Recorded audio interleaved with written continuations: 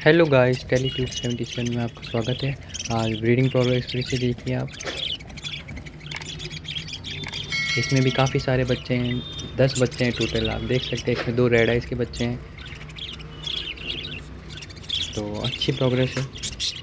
और भी मटकियों में आगे मैं बताने वाला हूँ, आप बने रहिएगा। और ऐसी रोज़ वीडियो देखने के लिए आप मुझे फॉलो भी कर सकते हैं, और मैं ऐसी रोज़ इन्फॉर्मेटिव वीडियो लाता रहता हूँ, तो आप मुझसे जुड़ सकते हैं।